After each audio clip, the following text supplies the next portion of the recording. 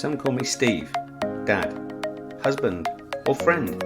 Others might call me boss, coach, or mentor. Today, you can call me the Leadership Hacker. Thanks for listening in. I really appreciate it. My job as the Leadership Hacker is to hack into the minds, experiences, habits, and learning of great leaders, C-suite executives, authors, and development experts so that I can assist you developing your understanding and awareness of leadership. I'm Steve Rush, and I'm your host today. I'm the author of Leadership Cake. I'm a transformation consultant and leadership coach, and can't wait to start sharing all things leadership with you. On today's show, we have Siobhan McHale. She's written a groundbreaking book, The Insider's Guide to Culture Change. It's a global bestseller. She's also a culture transformer and people expert. But before we get a chance to speak with Siobhan, it's Leadership Hacker News.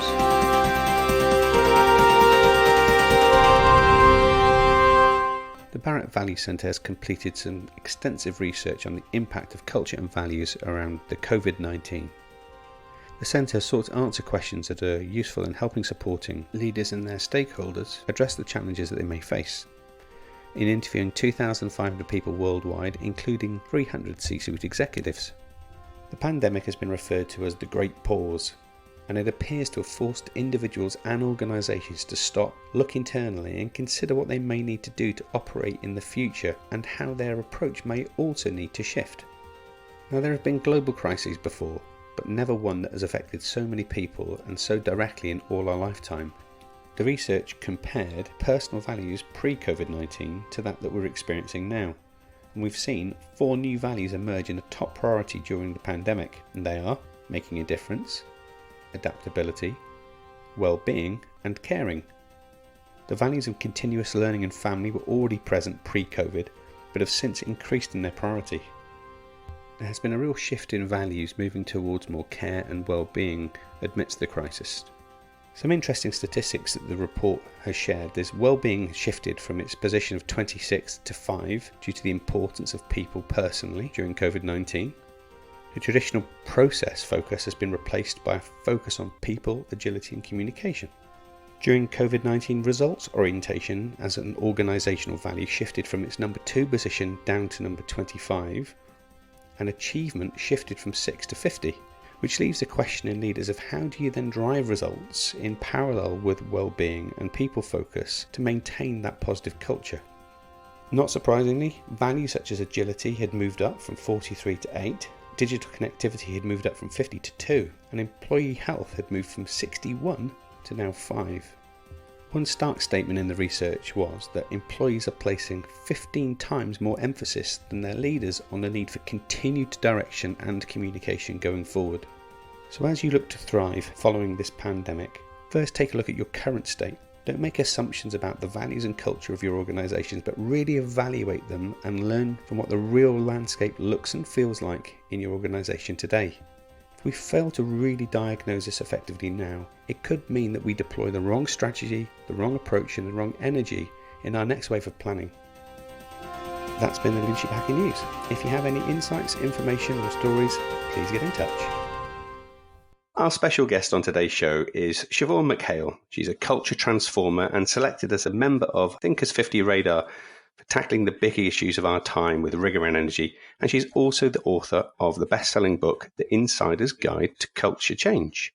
Siobhan, welcome to the show. Thank you, Steve. Great to be with you today. So before we get into the theme of culture and culture change, it'd be really interesting just to explore how you become so fascinated by the theme of culture. Tell us a little bit about how you arrived here. Yeah, I suppose I started off studying psychology, and as my classmates were veering down a path to become clinical psychologists, I was really much more interested in the world of work and in particular what makes people perform at their best and their highest, rather than maybe looking at people who were more struggling with perhaps mental health issues in a clinical setting. I was much more interested in becoming an organisational psychologist. So that really started me on the path to exploring workplace culture in particular.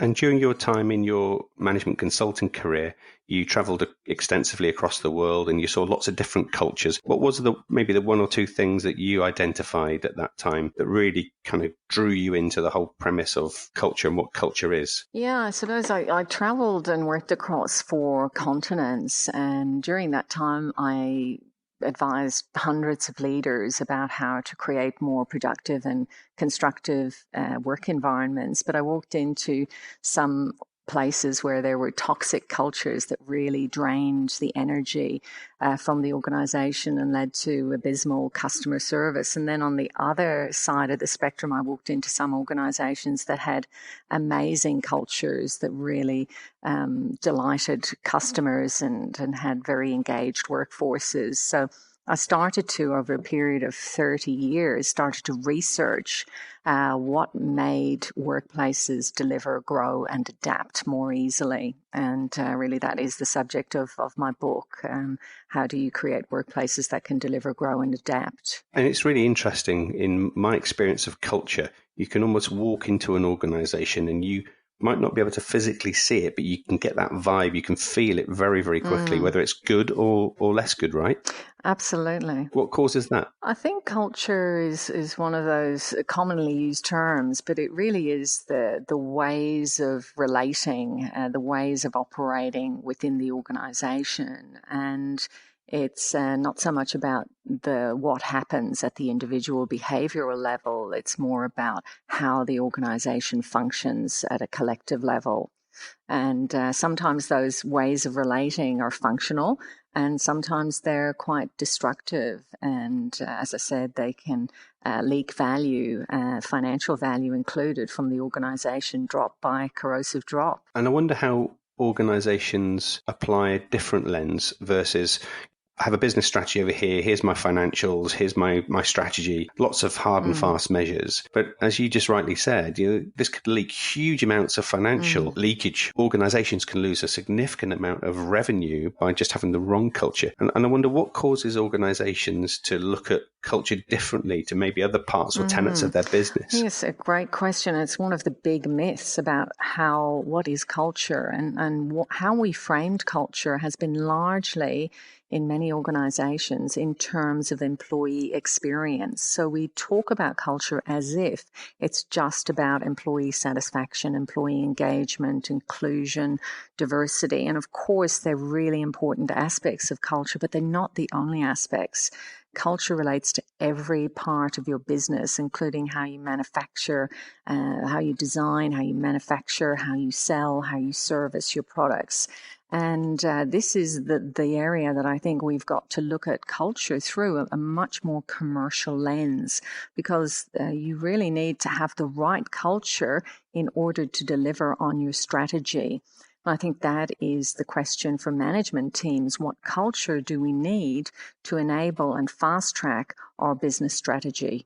Is there something there about organizations and indeed leaders within an organization all having a different perspective of what culture is? Yeah, I often say culture is one of the most talked about but least understood concepts in workplaces today. And you need to have a common frame and a common language. And I think many leaders have been taught that in order to shape the culture, you simply document the values and the behaviors that you want to see, and you roll out those values and behavior statements, and then you get a change in the culture. Now, we all know that that's nonsense, but leaders haven't been given many other tools in order to create the right culture that will deliver on their strategic intent and produce the financial results that they're looking for. So we've got to get leaders away from this notion that it's just about values and behaviors, and start to see that culture is about the collective patterns of relatedness that sit at the more systemic or collective level.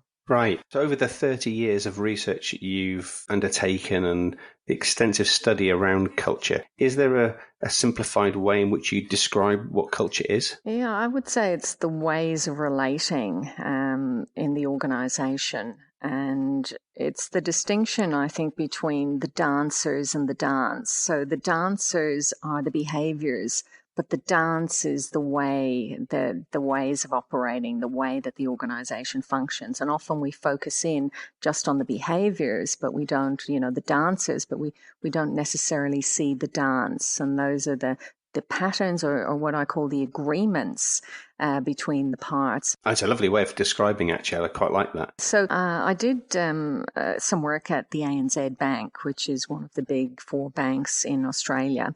And this was in the early 2000s when the bank was really getting a lot of bad press about how its customer satisfaction and its closure of rural branches. And the CEO at the time, John McFarlane, knew he had to turn around the organisation and create better returns to shareholders and increase customer satisfaction. But when I walked into the bank, I could see that there was a pattern that was very dysfunctional, that was keeping it stuck in the old ways and delivering very poor customer satisfaction. And the head office was taking up the role of order giver, and the branches, the 700 branches, were taking up the role of order takers. So the head office was giving the orders and saying, do this, do that, and the branches were just stepping into the role of the order taker.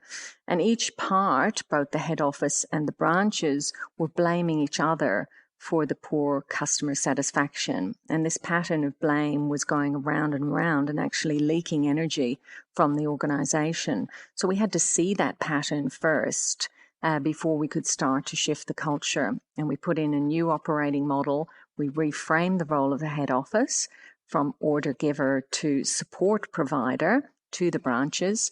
And we reframed the role of the 700 branches from order taker to service provider to the customer.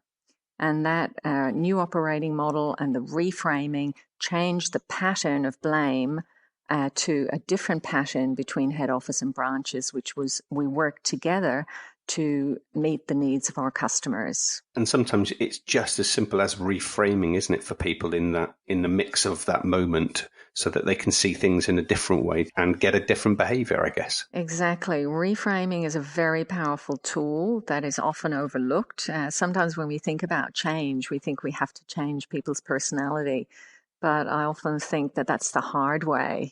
Personality is very hardwired, and what right do we have to ask people to change who they are? And instead, we can reframe people's role, reframe the role of a department, reframe the role of a team. You can even reframe the role of a whole organization and get it pivoting, get it moving very quickly in a different direction. Now, I'm sure you won't mind me mentioning this, but your work at ANZ, not only was it instrumental in changing the fortunes of a failing Australian bank to becoming a number 1 performer globally at one stage, but also that John Cotter, or Professor John Cotter, which many of our listeners will be familiar with as one of the forerunners in the world of leading change, actually contacted you and is using this as part of the Harvard Business MBA work now, right? Yes. So, I was sitting at my desk one day when reception patched through a call from Professor John Cotter, and you can imagine I almost fell off my chair because I'd read all of his books, and he was, and he still is a guru in the space, and he was my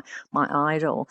And he was looking for global case studies for successful transformation and successful culture change. And he selected the one that I'd written up as the case study that he was teaching Harvard MBA students about.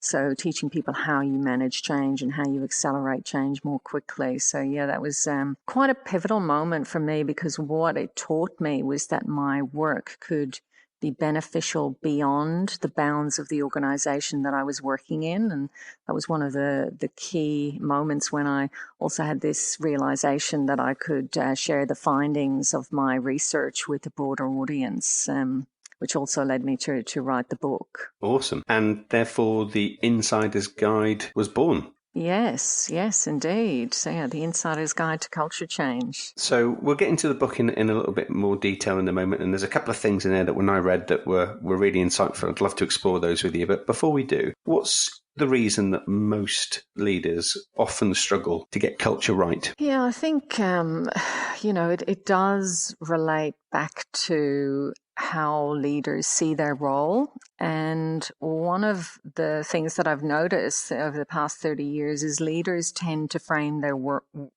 role in terms of their running the business. So their operational role, their role is to run the business, but they don't necessarily see or take up their culture change role or their culture role. They don't necessarily see themselves as the chief culture officer.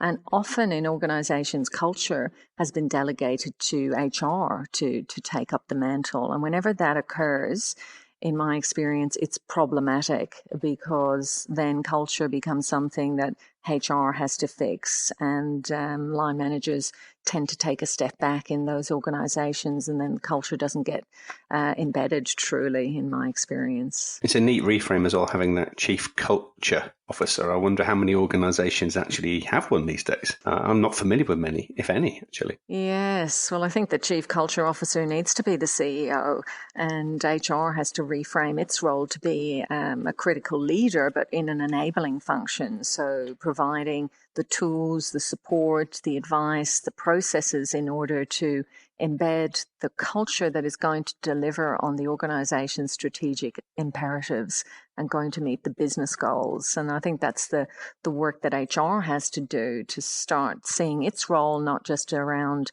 employee experience, but how can you help managers at all levels to create a culture that might be a growth-oriented or performance-driven culture or commercial culture, customer-driven culture, quality culture, innovative culture. These are all things that managers are calling out for. How do I have a more adaptive culture in these disruptive times? And what I'm saying to HR folk is, where is your toolkit for that? How can you walk up to those questions and have solutions for managers and leaders who are looking for that type of help? Got it. So your book now, The Insider's Guide to Culture Change, is available and it's doing really, really well. And I'm delighted to see that is the case for you. So well done. Thank you. Tell us a little bit about the inspiration for the book and what it was that caused you to finally get all that research together and put pen to paper. Yeah, I really did want to.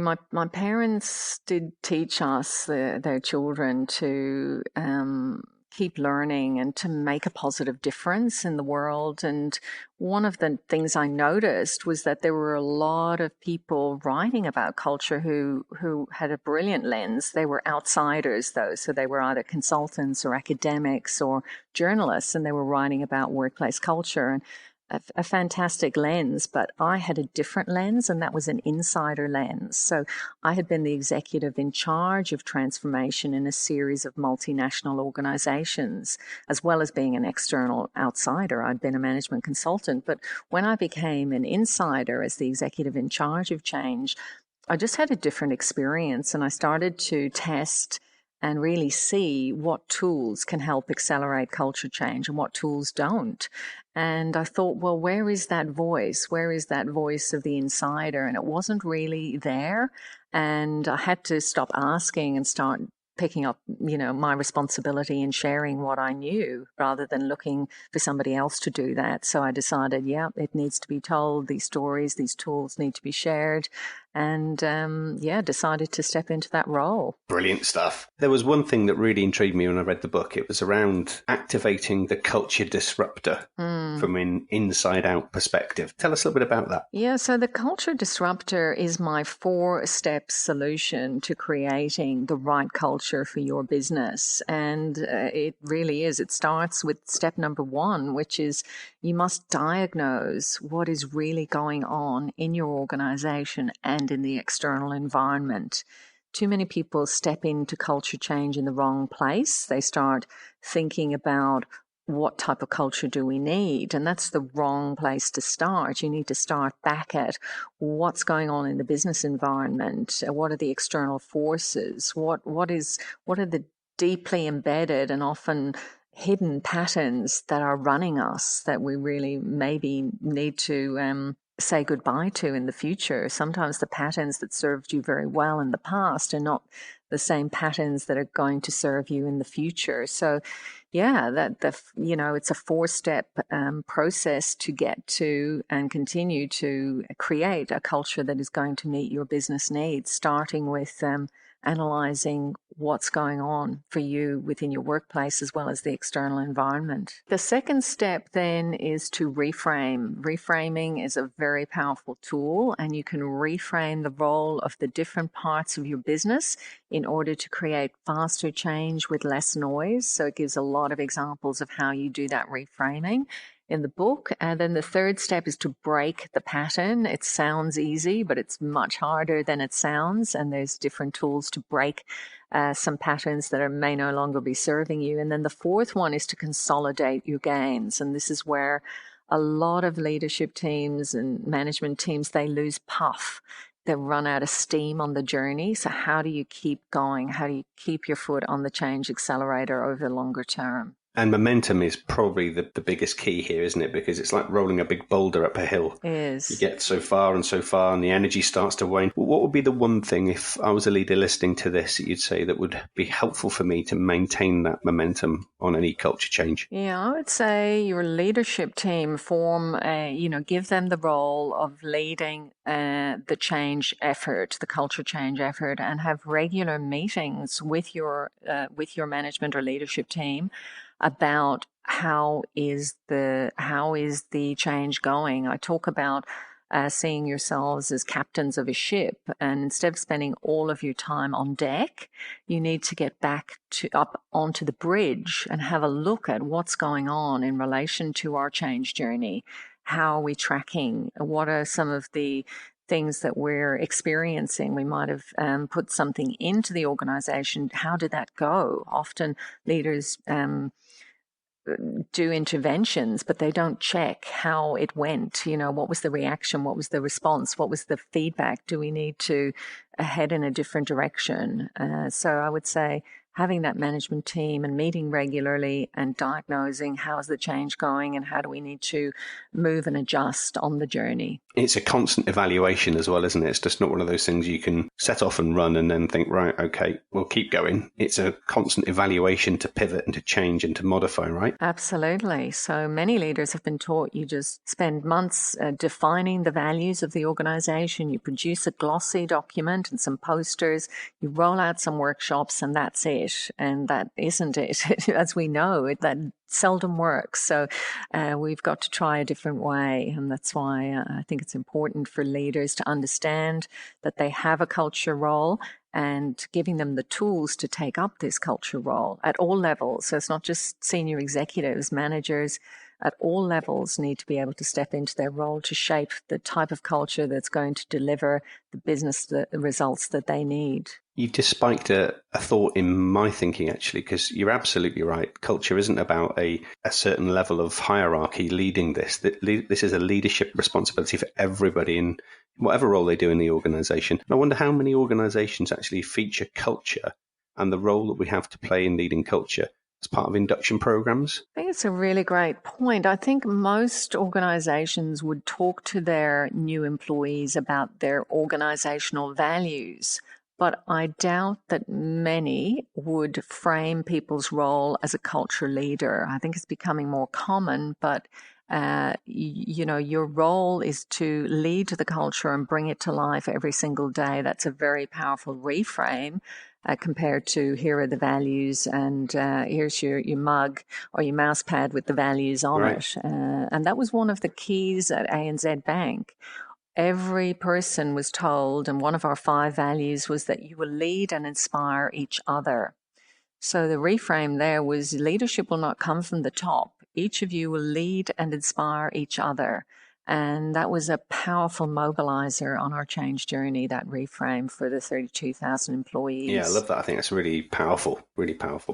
So in your book, you also talk about there being a number of big myths about workplace culture. What's the biggest myth that you encounter? I think there are many, many big myths, but I think one of the biggest ones is that culture is somehow fixed and a one-size-fits-all. So there is this myth that, we've got to keep the same culture as we've always had. It's like a mountain or a rock, whereas culture needs to adapt, needs to keep on being something that you examine and that you refine as needed.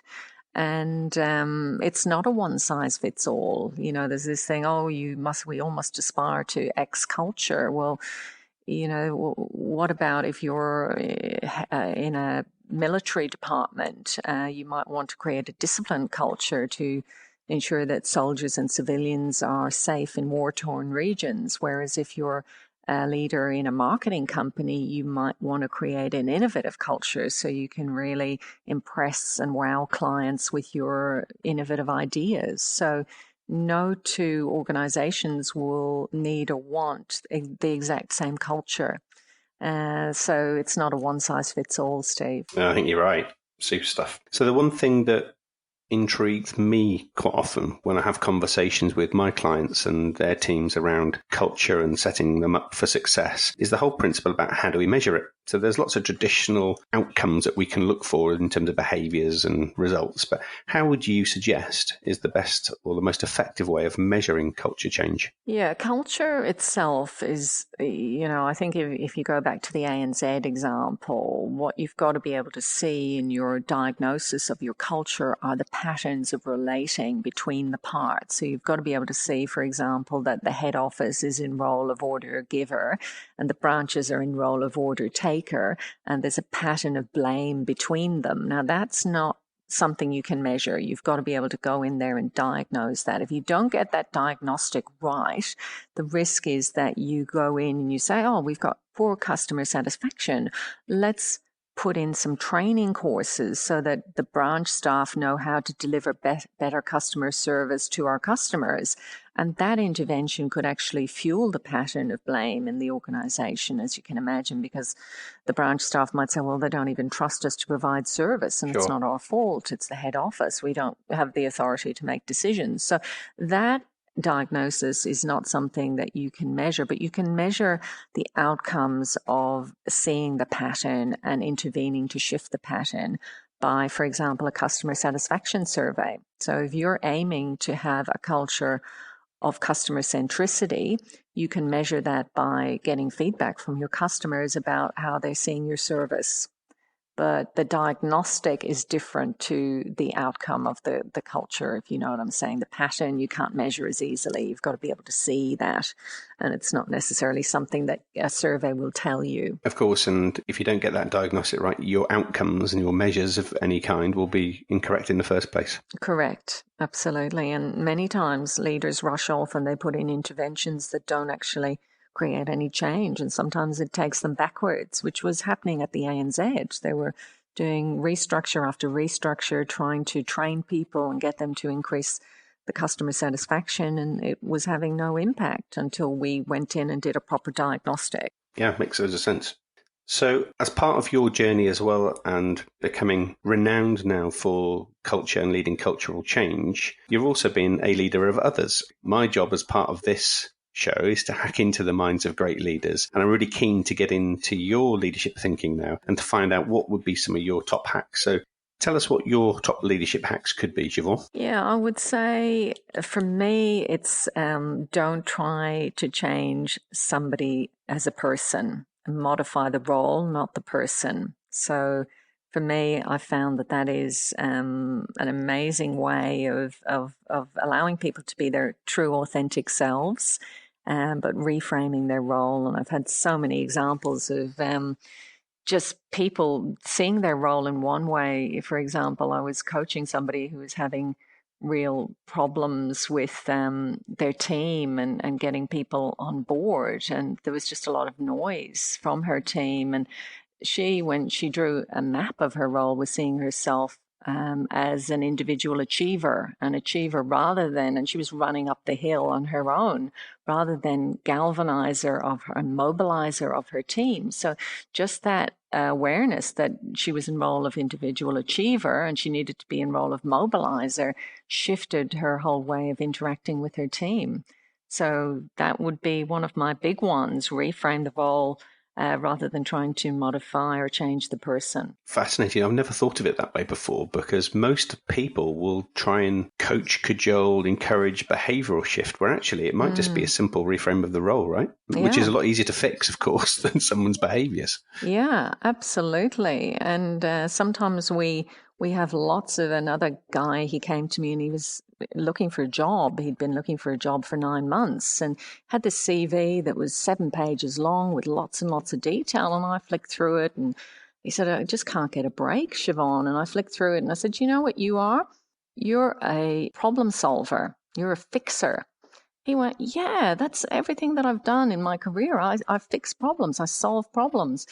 Anyway, within 3 months, he'd landed a senior job in a very big organization in Australia. And I didn't even know about this, but my boss met his boss, 2 CEOs meeting each other.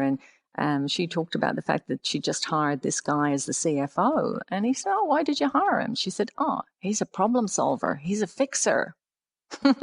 Just that simple reframe of what he actually did and the value that he brought allowed him to go into the marketplace and sort of frame his role in a very different way.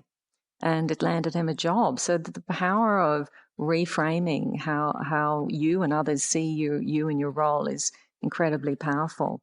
My other leadership hacks, and it's something that we've talked about, is don't rush too quickly to solutions. You know, I see a lot of leaders under a lot of pressure to deliver the results very quickly, take the time to diagnose the underlying issues and the patterns that are of relatedness between the parts. And the other one I would say is don't delegate your culture to HR to fix. Make sure you and your other leaders are actually leading culture, and HR is in its role to enable that to happen with great tools and great solutions, but don't delegate culture. Super advice. Thank you.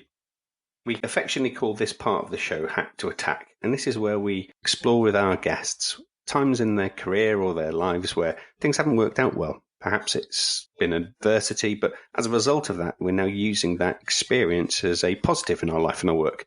What would be your hack to attack? Yeah, when I was first hired as a management consultant in London at Coopers & Lybrand, which is now PricewaterhouseCoopers, I took on board 2 big assignments at the same time. I was very keen. I was ambitious. So I took on board work for 2 different partners, and they were both full-time jobs. And I went to one of the partners at the time and I said, listen, I'm really in a double bind here because I've got 2 massive assignments and, I don't think I can deliver both of them. And he said, well, you've taken them on board now and you've committed, so you've got to deliver them. And I stayed up for 3 weeks working, burning the candle at both ends, but I did deliver both of them. And it was a big lesson for me about, you make a commitment and you deliver on that commitment, no matter what it takes. So it was a really big lesson. It was hard won, but it stayed with me till this day. Whatever you